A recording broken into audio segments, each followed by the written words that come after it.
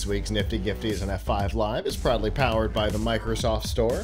Whether you're looking for a new laptop, a tablet, a new Xbox, crossing your fingers, some games, and a whole lot more, you can get them at the Microsoft Store. And remember that current students, faculty, parents, and active military can save up to 10% on almost everything.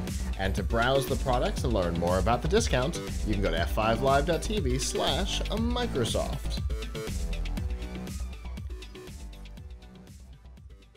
So this week something happened that was long rumored, and a response to some movements inside the company. Facebook, the corporation, has officially changed its name. Now, I say that because there's been a lot of confusion about what's going on. A number of commentators that I watch regularly believed that the platform was changing its name. And so the corporation, Facebook, is changing its name. The platform, Facebook, is not. The corporate, and part of that is because that's confusing, right? Because Facebook owns Facebook, but Facebook owns Instagram. What? So that's no longer the case. The corporation is now called Meta, and all of the products, almost all of the products underneath, are maintaining their names. So Facebook, WhatsApp, Instagram, whatever, it doesn't matter. They're all keeping their names except for one, which we'll talk about in the next segment. But why Meta? Well, because Facebook's been messing around with the concept of a metaverse, which I feel like they think is new. It's not, but that's okay. The biggest question that I've seen is, what is a metaverse? Well, depending on exactly how you define it, even Facebook itself currently could, on the loosest of terms, be considered a metaverse. It's simply a virtual environment in which you can interact with other people also in that virtual environment. It doesn't have to be virtual reality by the loosest of definitions, but in modern times, it absolutely is. And Facebook has been getting heavy into virtual reality. We have actually seen the Metaverse product in action a couple of times at past Facebook events, but never referred to that way. We've seen, Zuckerberg recently did an interview in a virtual environment that we now know was the Metaverse product. And that's the big thing. The company is changing its focus to put a lot of focus into this Metaverse concept. Like I said, there's a lot of confusion about exactly what's going on, but I don't know. I don't know about you, Avram. Obviously, you have different channels that you tune into. No, I don't mean television. I mean just like on social and stuff. There's different things that you see than what I see. Everything I saw, people didn't seem excited. The best case scenario was people didn't care. The worst case scenario was people were comparing it to like a 60s dystopian sci-fi film. Look, I mean, you can't ignore the elephant in the room, which is that Facebook has been, even in the past week, has been in the news again for all kinds of negative behaviors, doing things to sort of keep people enraged by highlighting content that generates anger and things like that, or allowing, not doing anything or much to crack down on all kinds of, negative, let's just say negative content on Facebook. So you could say this is a distraction.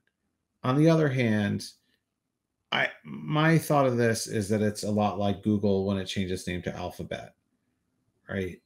Google Incorporated owned Google and all the other things that Google has, like Nest, right? And then they decided outside of Google, because there were things that the Google, the search and ad brand didn't touch. That's why they went and changed the upper echelon. Same thing here. Right. So they're changing their Facebook is a brand that Meta owns, and now Google is a brand that Alphabet owns. So there, there you have it. Does it matter? I mean, does it? Not really. Now, the interesting thing is the first thing I heard when I heard that the name was Meta was that there used to be a company called Meta that made AR glasses. They were and I hadn't heard from them in a while, and it turns out that they basically went out of business in 2019, although they've now relaunched as with a new name, Campfire. But Meta was a company that started in 2013 that had an office in Silicon Valley, which I actually visited once. It was a wild visit because I had a really hard time finding the entrance. Their office was located on some place where the guy who owned the land or whatever liked to collect old tanks. And so there were like all kinds of decommissioned like tanks and military vehicles. I was going to make you clarify because it could be water tanks or it could be no. I mean tanks. I mean military tanks, right? Okay. Right. So, but anyway, that was neither here nor there. So they had some very impressive AR glasses. And I remember I did a demo once with them where they showed me how you could this was even before HoloLens was a thing. Like you're talking 2013, 2014, where they would have something where you could train a surgeon by having them perform like on a sort of virtual dummy. And just really, really interesting stuff. Although I'm not sure how many people ever bought the Meta 2, which came out in 2016. A company was declared insolvent in 2019. A company called MetaView bought the assets, and then in 2021, the company name was changed to Campfire and said it plans to release a collaboration system for design and engineering, but I don't know if they're doing more hardware. But anyway, I heard this. I was like, oh, wait, does this have... You're talking about the Metaverse. Does this have anything to do with the Meta reality glasses? I guess not. But anyway, meh, okay. I mean, I don't like companies coming along and kind of changing their name to something that's very generic, because then they kind of dilute the meaning of other things that use that name. So like, what about all of our meta tags and metadata? Yeah. Right. Like, I don't know. I don't like it as a name because I'm not a fan either. It's not cute, but because it's too, it could easily be confused with, we talk about like, oh, did you put all the right metadata on your web page? Oh, there's metadata in this image or whatever. So now people are going to think like, oh, that's data for Facebook. Like people believing that app is short for Apple. A lot of people believe that. I didn't know that people actually thought that. Yeah, a lot of people think that. What gets me about app is when they start to use it at restaurants. Like don't do that. You ever go to like, one of those, they only do it at a certain kind of restaurant too. It's like at Applebee's or something. Yeah, I was just going to say. TGI Fridays, where they, try to be all, I don't know, cute. And they say, oh, we've got special on our apps. And no, don't do that. But anyway, yeah. Look, all right. So they feel that they need to do this because they're building an empire or whatever. And maybe also the Facebook brand is tarnished. So they think this untarnishes some of the other brands like Instagram or whatever else they're building. your VR stuff. So, okay, whatever. I mean, I think this has received too much attention. The Facebook wants attention for this. We should not we should not give it to them. Well, Like, the thing that I'm it's interested in is the actual metaverse itself, not the renaming. yes, That's right. fairly innocuous, like you said. They own more things. Right. This was inevitable. Yeah, but the I mean, actual metaverse itself, it seems like everybody is looking at this. In my view, which might be a different ecosystem, but what I saw, nobody seems to have responded positively to this. Well, so I mean, first of all, we've seen this sort of. Is this supposed to be sort of like Second Life, uh, or Kind of. the life that people PlayStation have on Home. Ready Player One? PlayStation Home. So this In is fact, so this is in basically fact, in the video that Zuckerberg showed, which, by the way, the barbecue sauce, best part of the whole thing. Anyway, yes, right, that he uses as a bookend.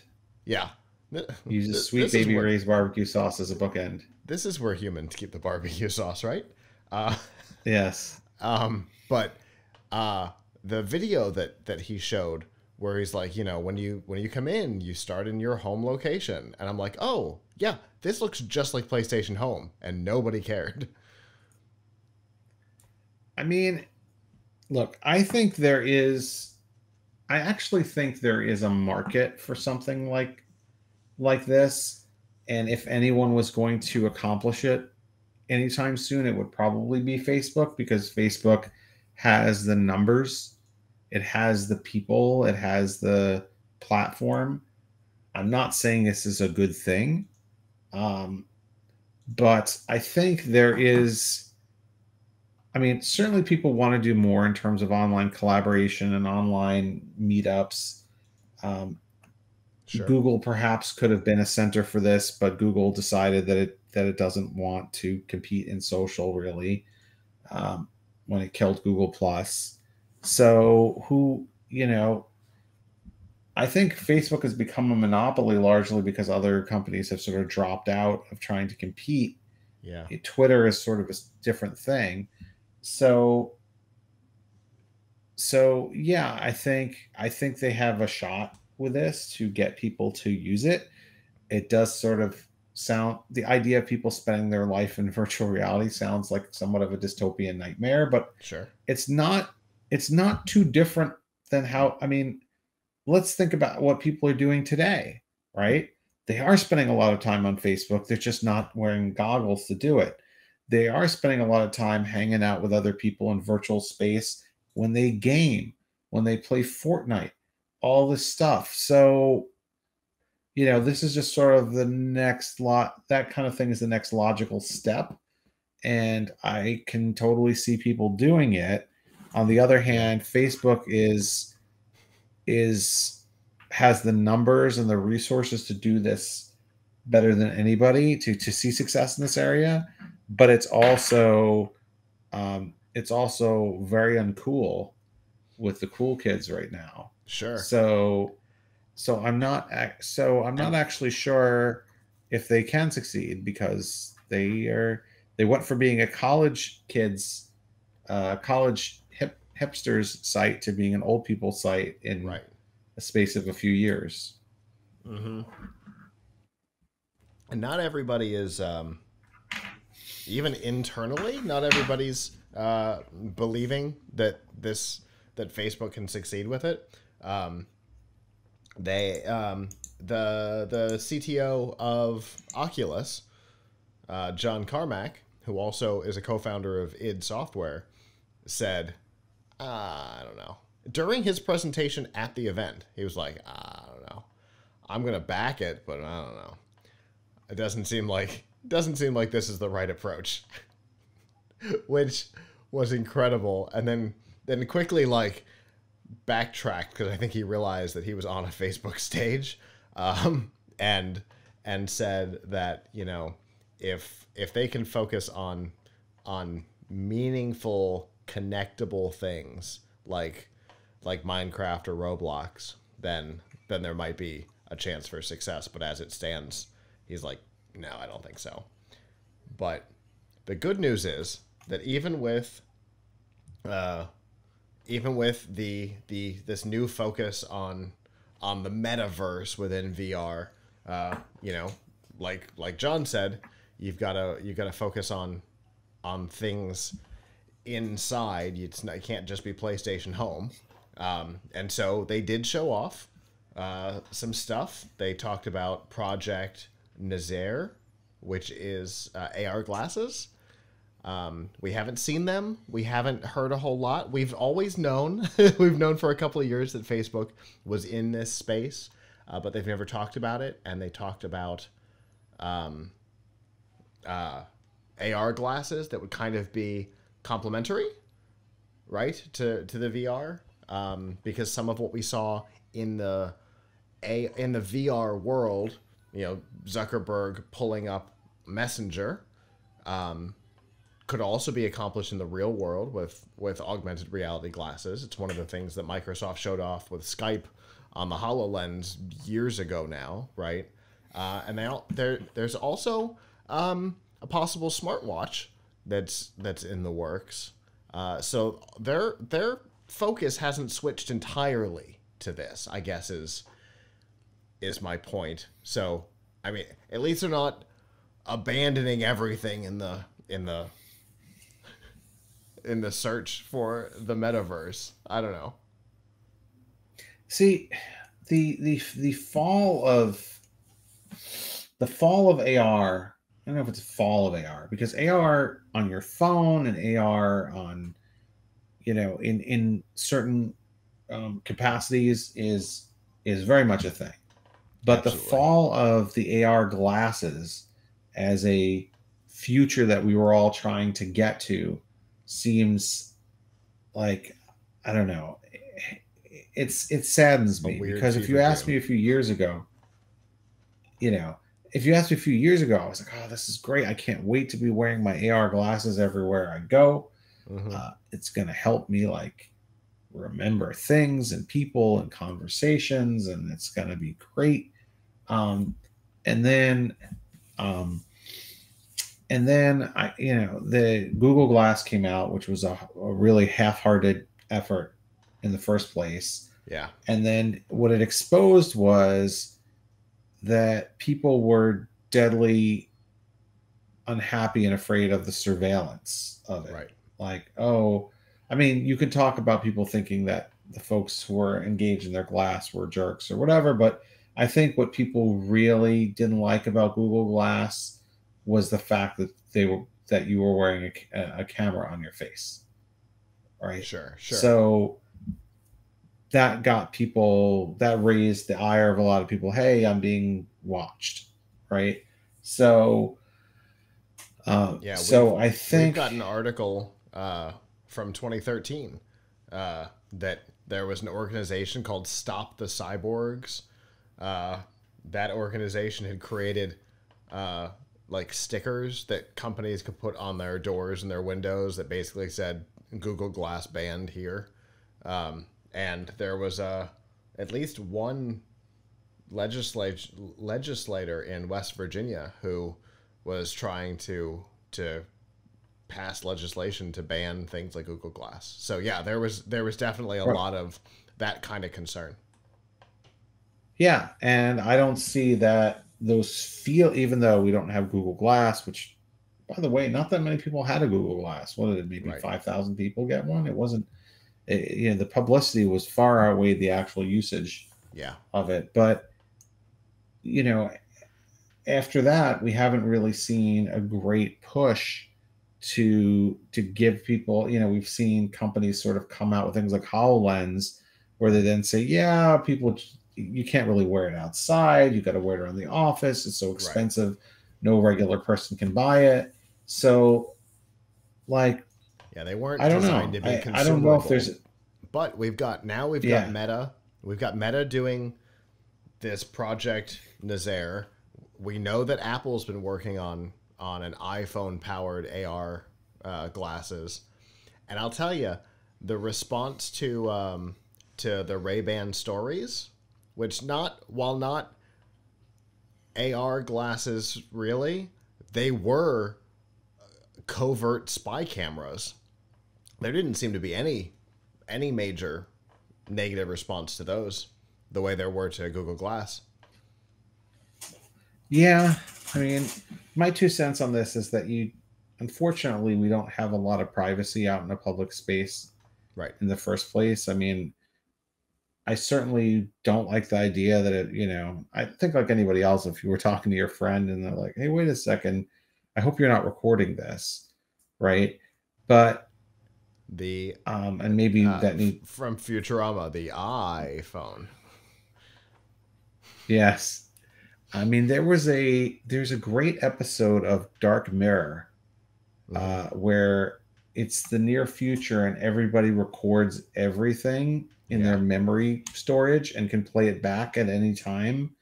And it shows just how terrible it is to actually be able to have access to all of photographic memory of everything and accessible to other people too. So actually, when you think about it, I see the objections. I don't know how we get around those. Is there a way to make it so it just doesn't record anything? Like you can't take pictures, you can't record, but you can use this for AR. I don't know. I don't know if there's a way of doing that convincingly. It'll be interesting to see what this kind of next generation looks like, right? Because the next generation, what Meta is talking about here is that the actual electronics will be no more than 5 millimeters thick. And so it's not going to be like, hey, look, I'm a Google Glass. It's going to just look like glasses. And that's what Apple's been talking about as well. So this next generation could be very different and very interesting. So it'll be interesting to see how people respond to it if that future ever actually materializes, which I think you and I have had off-air conversations. Neither of us are particularly convinced that future will actually materialize for some of these reasons. So I guess we'll see. I warned you, things were going to be a little different because we're going to keep talking about Meta in just a second. Hello, YouTube. Thanks for watching, and I hope you enjoyed this episode of F5 Live Refreshing Technology. If you did, please subscribe to the channel down below, and of course hit the notification bell because we know that subscriptions don't mean much on YouTube anymore. If you've got topics that you'd like us to talk about in the future, please comment them down below. And if you'd like to not follow us on YouTube, there's lots of ways that you can follow along with our content by going to plughitslive.com/subscribe. There you'll see all of our shows and all of the ways that you can watch, listen, and follow along.